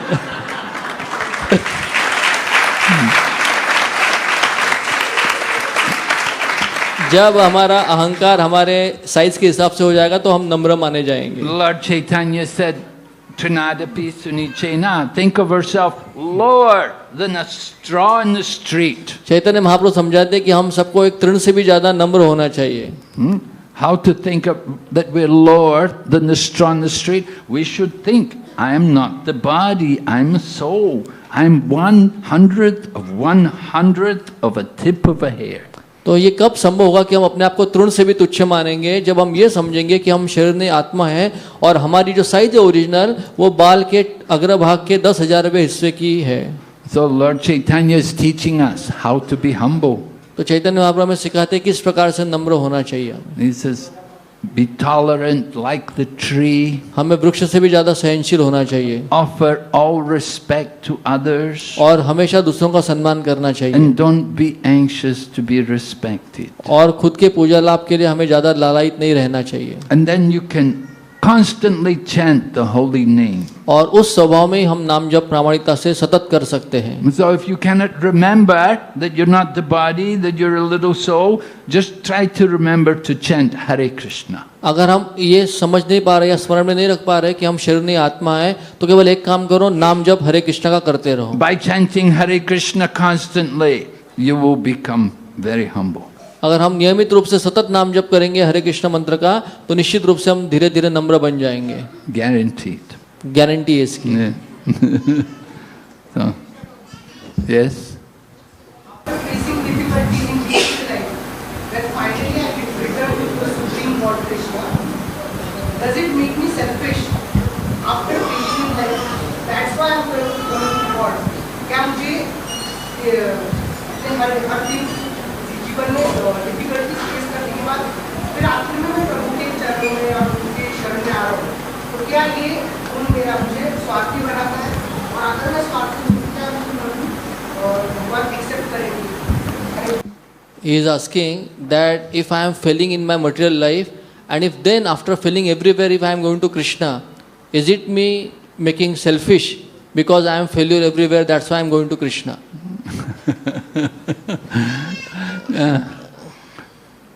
No, it's not selfish. Rather, it's selfless. To go to Krishna, you have to be selfless, not selfish. तो जैसे यहाँ पे हमारे इन्होंने प्रश्न पूछा है कि अगर मैं सब जगह पे जब मैं पराभूत होता हूँ, सब जगह पे मुझे फेल्योर आता है, उसके बाद मैं कृष्ण के पास जा रहा हूँ, तो क्या मैं स्वार्थी हूँ इसके लिए जा रहा हूँ? तो महाराज जी कह रहे हैं कि नहीं, बिल्कुल नहीं, केवल जो निस्वार्थी होता है वही कृष्ण तक जा सकता है। The selfish people, they're the ones who want to be successful in the material world. They want to compete with everyone and do better and enjoy this world. तो स्वार्थी लोग जो होते हैं उनको इस दुनिया में बहुत अचीव करना है, उनको बहुत कुछ चीज़ें चाहिए, उनको कॉम्पीट करना है, उनको सबको पीछे छोड़ना है और ज़्यादा से ज़्यादा भोग करना है। ये स्वार्थी लोगों की वृत्ति है। But the Krishna conscious person is selfless because he wants simply to satisfy the Supreme Lord. लेकिन जो भक्त है भगवान का वो निस्वार्थ होता है, क्योंकि उसके हृदय में एक ही इच्छा होता है, किस प्रकार से कृष्ण को संतुष्ट किया जाए, प्रसन्न किया And जाए। the Supreme Lord is situated in the hearts of all living entities. और वही पूर्ण पुरुषोत्तम भगवान श्री कृष्ण हर एक के हृदय में परमात्मा के रूप में है। So one who is a servant of the Supreme Lord is performing welfare work which is beneficial for all society. तो जो भी व्यक्ति ऐसे परमात्मा जो हर एक के हृदय में उनको प्रसन्न करना चाहता है, उनकी सेवा करना चाहता है, तो समाज में वो सबका भला कर रहा है। It's not that he's just doing it only for his own benefit. तो ऐसा नहीं कि ऐसा भक्त केवल स्वार्थ के लिए सब कुछ अपने खुद के लिए कर रहा है। Rather, one who becomes Krishna conscious, he will feel compassion for other living entities and he will think how to deliver them. तो जब कोई भक्ति योग में प्रगति करता है तो उस हृदय में करुणा जागती है और हमेशा सोचता है किस प्रकार से बाकी लोगों का भी इसमें भाग हो, उनको भी प्रगति प्राप्त हो। The devotee is not just thinking about his own deliverance, but he thinks about how to deliver others. तो जब कोई कृष्ण भक्त बनता है, उनके प्रति शरणागत होता है, तो वो स्वार्थी नहीं होता, केवल अपने बारे में नहीं सोचता, वो सबका भला चाहता है, सबको आध्यात्मिक जीवन में लाना चाहता है। Srila Prabhupada said, we're making these Krishna conscious centers. He said they're a base for our armies to go out and fight Maya. तो श्रील प्रभुपाद जी बताते हैं कि हमारे जो हरे कृष्ण मंदिर है ये आर्मी का बेस है, यहाँ पे हमारे भक्त ट्रेनिंग ले और फिर बाहर जाके माया से युद्ध करें। To give the message of Krishna to everyone. तो कृष्ण का संदेश हर जीव तक पहुँचाए। And everyone who hears the name of Krishna, they're all benefited. और जो भी भगवान श्री कृष्ण का नाम सुनते हैं वो लाभान्वित होते हैं। There was one devotee, Vasudev Datta, he said to Lord Chaitanya Mahaprabhu, he said, let me stay here and suffer the sins for all the living entities and let them all go back to Godhead. तो चैतन्य महाप्रभु के एक बहुत महान भक्त थे वासुदेव दत्त, उनकी चेतना इतनी उदार थी, उन्होंने महाप्रभु से प्रार्थना की कि ब्रह्मांड में जितने भी जीव है उन सबका पाप का फल मुझे दे दो, मैं ये भुगतूंगा, लेकिन इन सब जीवों का उद्धार करके इनको आप मोक्ष दिला दो भगवान। Lord Chaitanya was very pleased to hear this mood. He said, oh, this is just like the mood of Prahlad Maharaj. तो महाप्रभु बहुत संतुष्ट हुए और महाप्रभु ने कहा कि इतना अच्छी बात है, ये प्रहलाद महाराज की चेतना है। In our own society, one time, Srila Prabhupada came to Vrindavan and one of his sannyasis was there, a young American man, and he was saying to Prabhupada, Prabhupada, I like this Vrindavan so much, I just want to stay here in Vrindavan my whole life. तो श्रील प्रभुपाद जी जब वृंदावन के मंदिर में एक बार आए थे तो उनके एक सन्यासी शिष्य थे अमेरिका के, वो कहे कि प्रभुपाद जी वृंदावन का वातावरण इतना आध्यात्मिक और शुद्ध है, मेरी यही इच्छा है कि पूरे जीवन भर मैं इसी धाम में निवास करूं। But Prabhupada said to him, your duty is to give Vrindavan to others. Srila Prabhupada ने कहा लेकिन तुम्हारा कर्तव्य है इस वृंदावन धाम को दूसरों को देना। It's not just for our own self that we become Krishna conscious, but we think with compassion for others. तो हम केवल अपने स्वार्थ की पूर्ति के लिए कृष्ण भक्ति नहीं करते, लेकिन इसको दूसरों को भी बांटे, उनका भी भला हो इसके लिए करते हैं। So everyone who hears the chanting of the devotees, when we go for Sankirtan, they hear the holy name, they're benefited. तो जो भी भक्त बनता है और जब वो नाम जप करता है, नगर कीर्तन करता है, जब लोग ये सुनते हैं, सबको उसका पूर्ण लाभ होता है। Everyone who takes prasadam, food offered to the Lord, they get great spiritual benefit. जो भी व्यक्ति प्रसाद ग्रहण करता है भगवान को अर्पित किया हुआ, उसको वो प्रसाद ग्रहण करने से बहुत आध्यात्मिक उन्नति का लाभ होता है। People come here, see the deities, Radha Madan Gopal, they're greatly benefited. जब कोई भी इस मंदिर में आता है और राधा मदन गोपाल जी का दर्शन करता है तो वो बहुत लाभ प्राप्त करता है। We don't build this temple just for ourselves. तो ये मंदिर के हम खुद के लिए नहीं बनाए हैं, It's open for everyone to come. ये सबके लिए खुला है, सब लोग आ सकते हैं, लाभ ले सकते हैं। So Krishna consciousness is not something which we do just for our own benefit. तो कृष्ण भक्ति योग का अभ्यास करना केवल खुद के लिए नहीं है, लेकिन उसमें सबका लाभ होता है. Although that may be there initially, in the beginning. तो शुरुआत में हो सकता है कोई व्यक्ति स्वार्थ के लिए ये सब करे. In the Bhagavad Gita, Lord Krishna does describe 4 kinds of people who come to Krishna consciousness. तो गीता में श्री कृष्ण 4 लोगों के बारे में बताते हैं जो भगवान के आश्रय को स्वीकार करते हैं. Chaturvida bhajanti mam jnana sukritino Arjuna arto jignasur artati jnani cha bharatarshavav. 4 reasons. One is people in distress. 4 प्रकार के लोग श्री कृष्ण का आश्रय लेते हैं. उसमें से पहले जो होते हैं आर्त होते हैं, दुखी होते हैं, वो श्री कृष्ण का आश्रय लेते हैं. That's the most common reason for people coming to Krishna consciousness. तो श्री कृष्ण की तरफ आने का ये सामान्य कारण है कि लोग जब दुखी होते हैं तो दुख के कारण वो आते हैं. All over the world, पूरे विश्व में people are in great distress. सब लोग चिंता में, दुख में हैं. And other people, maybe they're in search of some kind of wealth. Some people are curious, some are in search of knowledge. They come to Krishna for different reasons. तो फिर कुछ लोग संपत्ति के लिए भगवान के पास आते हैं, कुछ लोग जो है उनको क्यूरियोसिटी होती है, उत्सुकता होती है क्या है देखने के लिए आते हैं, और कुछ लोग ज्ञान के कारण ज्ञानी होने के बाद आते हैं. So that's initially, in the beginning. But once they come into Krishna consciousness, then they will naturally become more compassionate and concerned for the welfare of others, not just for themselves. तो शुरुआत में कोई हेतु के कारण वो भक्ति योग का अभ्यास करते हैं, लेकिन जब भक्ति योग का अभ्यास करते हैं तो धीरे धीरे बहुत उदार हो जाते हैं और दूसरों के प्रति दया भावना होती है और दूसरों को मदद करने के लिए हमेशा तैयार रहते हैं. And if you come and see the activities of the devotees, what are the devotees doing here? They're not just thinking only for their own self, but they go out, they go places, they go to meet people and to teach them and to share what they know. तो यहाँ पे अगर आप मंदिर में देखेंगे तो यहाँ पे भक्त केवल स्वार्थ के लिए नहीं रहते या खुद के उद्धार के लिए नहीं होते, लेकिन वो चाहते हैं कि जो हमने सीखा है वो ज़्यादा से ज़्यादा लोगों तक जाए, उनको भी उसका लाभ हो और वो भी आध्यात्मिक प्रगति करें. Is that clear? Okay, thank you, Prabhu. Yes? Any other questions? किसी का और कोई प्रश्न है? Mataji? माताजी.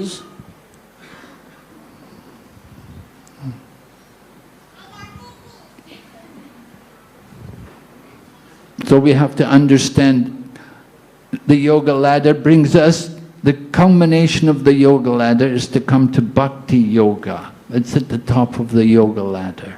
तो हमें ये समझना चाहिए कि हम जो भी कर्मयोग की शुरुआत की है उसका परमोच्च बिंदु जो है वो भक्ति योग है, भगवान की भक्ति को स्वीकार करना है. So Bhagavad Gita shows you could go step by step from karma yoga to jnana yoga to dhyana yoga and then come to bhakti.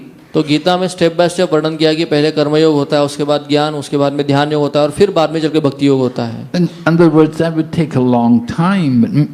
Of course, it would be many lifetimes before you may ever come to bhakti. लेकिन अगर कोई इस मार्ग से जाने का प्रयास करे तो भक्ति योग तक पहुंचने के लिए उसको कई सारे जन्म लग सकते हैं. And you may never come to bhakti. You may get lost in the way. और हो सकता है कि बीच में हम कहते तो भटक जाए और कभी भी भक्ति योग के स्तर तक न आए. But we can immediately take to bhakti yoga. We can immediately take up this process of bhakti yoga. लेकिन अभी और तुरंत हम इस भक्ति योग की शुरुआत कर सकते हैं. Srila Prabhupada gives the example. He said, somebody's living on the 20th floor. Now you could walk up the stairs, but it's much easier to take the lift up. तो प्रभुपाद उदाहरण देते, कोई अगर 25वें माले पे रह रहा है तो कोई व्यक्ति चढ़ के जा सकता है, लेकिन बहुत मेहनत लगेगी, लेकिन आसान तरीका है कि लिफ्ट में चढ़ जाओ और लिफ्ट के थ्रू ऊपर चले So जाओ. bhakti yoga is like that. We get in the lift, you simply press the button and you get to the top. तो भक्ति उसी प्रकार से लिफ्ट में बैठो, लिफ्ट में खड़े रहो और बटन दबाओ और आप टॉप फ्लोर पे पहुंच जाओगे. Very quickly you can make advancement. You can come to the highest level of yoga. अगर हम भक्ति योग का प्रामाणिकता से अभ्यास करेंगे तो बहुत जल्दी ही हम योगा के परमोच्च सिद्धि को हासिल करेंगे. The other yoga processes take a long time. बाकी के जो योगा पद्धति है उसमें बहुत समय लगता है. They're very challenging and difficult. वो बहुत मुश्किल भी है और बहुत चुनौतियां है उसमें। But the bhakti yoga process is very natural and joyful. लेकिन भक्ति योग जो है वो बहुत स्वाभाविक है आत्मा के लिए और बहुत ही आनंदपूर्ण तरीके से हो सकता है। And you can actually see when people become devotees that maybe before they're devotees they're very ordinary, but after they become devotees, they spend a little while in the Krishna consciousness movement, they become transformed. हम देखते हैं कई सारे भक्तों के जीवन में कि पहले के जीवन में बहुत साधारण व्यक्ति थे, लेकिन जैसे भक्तियों का अभ्यास शुरू कर दिए तो बहुत बड़ा परिवर्तन उनमें देखा जाता है। You all have this opportunity. Take up this Krishna consciousness. तो आप सबके पास ये सुवर्ण संधि उपलब्ध है, कृपया कृष्ण भावना को गंभीरता से लीजिए। You don't have to change your life. You don't have to give up your job or give up your family or anything. Just simply add that consciousness of Krishna. तो हमें इसके लिए कोई जॉब छोड़ना नहीं है, परिवार छोड़ना नहीं है, जीवन छोड़ना नहीं है, लेकिन केवल कृष्ण भावना से जुड़ना है। Chaitanya Mahaprabhu would quote scriptures. He said, "Stani stita shruti gatantan vanmanobir ye prayaso jita jitopia sita strilokyam." Simply stay in whatever position you're in and hear about Krishna and the association of devotees. तो श्रील चैतन्य महाप्रभु हम सबको ये बताते हैं कि आपको कुछ छोड़ने की आवश्यकता नहीं, लेकिन जहाँ पे हो रहो, लेकिन भक्तों के संग में आके प्रामाणिक रूप से श्रवण करो। And in this way you will conquer Krishna. Although Krishna is unconquerable, he becomes conquered by the love of his devotees. तो जब कोई इस प्रकार की पद्धति का अपनाता है तो जो भगवान अजीत है, जिनको कोई जीत नहीं सकता, वो भी जीते जा सकते हैं अपने भक्तों के प्रेम के द्वारा। And that love for Krishna is there in your heart. और ये कृष्ण प्रेम जीतने के लिए सबके हृदय में है। We just have to remove the covering. लेकिन उसके ऊपर जो परत चढ़ी है धूल की, उसको साफ करना है हमें। So the loud chanting of the holy name will do all that. और हम जब जोर से कीर्तन करेंगे तो ये निश्चित रूप से जल्दी हो जाएगा। Chant regularly. Make it a regular program. लेकिन इसको नियमित रूप से रोज करना चाहिए ताकि उसका लाभ मिल सके। And there's no rules in this chanting. You can chant anytime, any place. तो ये जब हम कहीं पे भी कर सकते, कोई नियम नहीं है, कभी भी कर सकते हैं। So we encourage everyone. This is the most important activity of the devotee, to chant the holy name. तो ये भक्त की सबसे बड़ी क्रिया है कि भगवान के नामों का जप करना। In Kali Yuga, there's no other way, और really. कलयुग में दूसरा कोई उपाय नहीं है। So, thank you very much for all your time. Hare Krishna.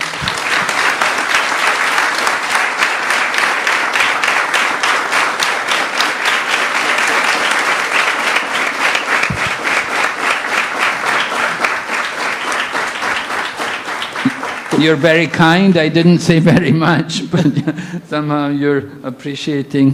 So I don't know why. I didn't say anything very significant, but thank you so much for your kindness. Hare तो महाराज जी सबको धन्यवाद दे रहे हैं कि आप सब लोगों ने इतने दिन से श्रवण किया। मैं कोई बहुत ज़्यादा नई बातें नहीं बताई, केवल गुरु परंपरा की बातें दोहराई, लेकिन फिर भी आपने उसको ध्यानपूर्वक सुना, तो इसके लिए मैं बहुत आभारी हूँ आपका।